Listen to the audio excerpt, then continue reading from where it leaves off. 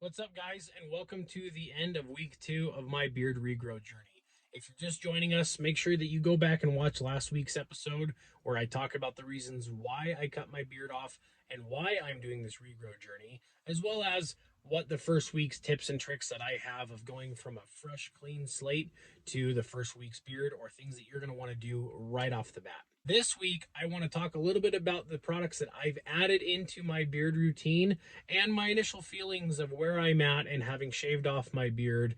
Now, whether you're new here or you need a refresher, this is what I had looked like before I shaved my beard off versus how I looked immediately after cutting it all the way off.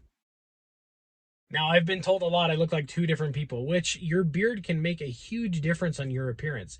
And for some guys, that's what we're going for. There's a million reasons why guys grow their beards, whether it is they just don't like shaving or they like the look, or like I did this last year. I wanted to go to my first beard competition, which I was thankful to be a part of just to go for the experience. I went there with Copper Johns. I was able to take second place in my category, which that's something that I want to cover on a different episode later down the road.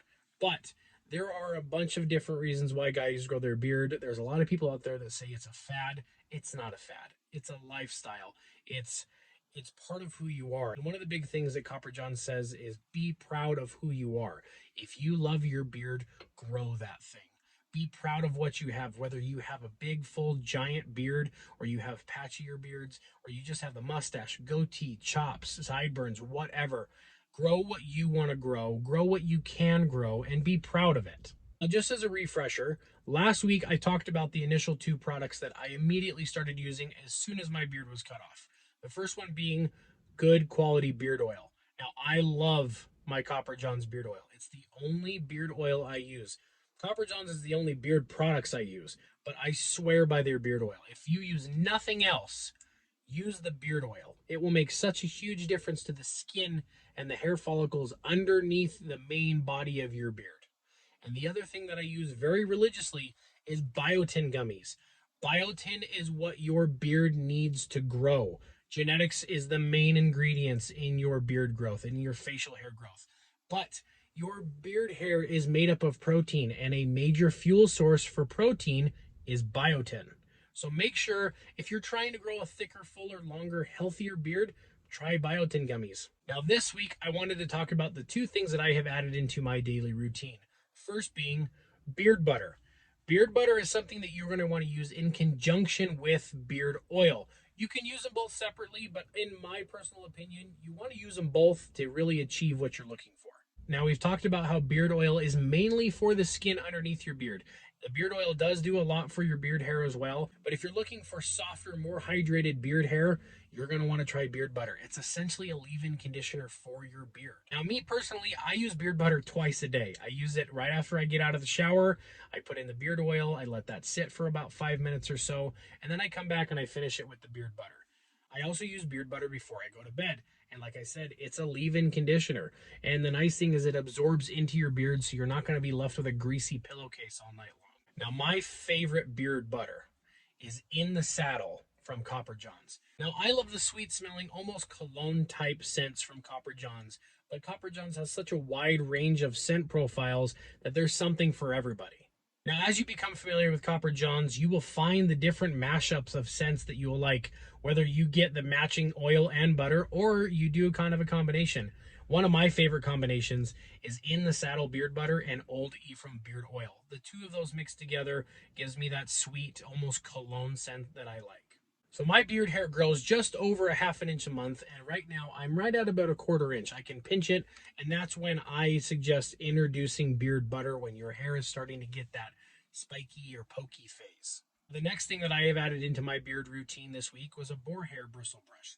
This is one that I've had for quite a few years. It's double-sided. It's got a more aggressive side and the softer side that's more for styling. Now, I got it at a beauty supply store a while back. It's my favorite, but there are a lot of good quality boar bristle brushes out there. You can go and get one on Copper John's website right now if you don't have one.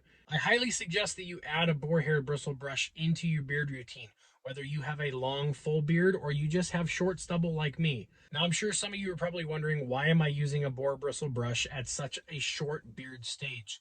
The reason being is the itch. The itch is something that no man is going to be able to escape. I know the beard itch sucks, but that's why I've used the boar bristle brush in conjunction with the beard oil. It's really going to get in there. It's going to help exfoliate your skin. It's going to literally scratch that itch, but at the same time, it will help break up those dry, dead, flaky skin cells that's causing that itch. So make sure that you grab yourself a boar bristle brush. Like I said, they're available on Copper John's website, or you can also go get them at pretty much any store. They even have them at Walmart. But make sure that you're using one. And like I said, it will literally help you scratch that itch. And as your beard gets longer, it will help you train the direction that you want your beard hair to lay, what direction you want it to go. So now that we've covered the 2 products that I've added to my beard routine, I wanted to talk a little bit about my feelings this week and where I'm at in not having the beard that I'm used to, that I had for 15 months. So after a few days of not having my beard and getting over the initial joy of just the freedom of not having a big giant beard, it was starting to set in how much I actually missed having my big giant beard. It was a part of literally who I am. It was literally a part of my face. It went everywhere with me. And a lot of people knew me as the guy who has a big beard. But as we were out to dinner, I saw about 2 or 3 guys that had big, full, long beards that took care of them. And it really made me sad. I initially went to grab my beard, as a lot of guys do when you see another beard. Now, I don't know if it's a monkey see, monkey do type thing, but when guys with big beards see other guys with big beards in public, you tend to grab your beard or pull on it or straighten your mustache or whatever. I don't know. But I did that when I saw these guys at dinner, and then it dawned on me, I missed my beard. I know a lot of guys say, oh, you're going to regret it. I don't regret shaving it off, but I do miss it. I took about 6 weeks to really think about cutting my beard off so that I didn't have this instant regret. But I would be lying if I said I didn't miss it. So in that moment, while I was out to dinner, seeing these 2 other guys with these big, beautiful beards and not having mine, I actually texted Tyson, the owner of Copper John's, and let him know, like, man, I'm actually feeling kind of self-conscious about not having my beard. And I didn't really think that I was going to go through that phase because I was pretty confident that I was for sure wanting to cut my beard off. And like I said, I don't have regrets, but I do miss it. And a lot of people on social media followed me because I had a big beard. But don't worry, it's coming back. And I'm already seeing a lot of things that I like that I didn't experience last time. I trimmed right here and under here and back here way too early. But my goal is to go 1 whole year without trimming anything, without trimming the mustache, around my cheeks, under my neck, or on my jawline, because I want to give my beard the opportunity to grow to the full extent that it can in a year. So as you can see, my beard grows pretty fast. I got pretty lucky in the genetics department. And as I've said, genetics are the main ingredient in your beard growth. So if you're not at the same stage as me, don't beat yourself up over it. Don't compare yourself, because Copper John says, be proud of who you are. I know I've said that before, and I even said it earlier in this video. Be proud of who you are. Be proud of your genetics. Be proud of what you have. Work with what you have. So that's it, guys. That's the end of week 2 for me. I'm right at about a 1/4 inch of growth. So make sure that you are liking and commenting and subscribing so that you can follow along on this journey. And if you didn't catch last week's episode, go back and watch that one, and make sure you meet us back here next Saturday morning for episode number 3.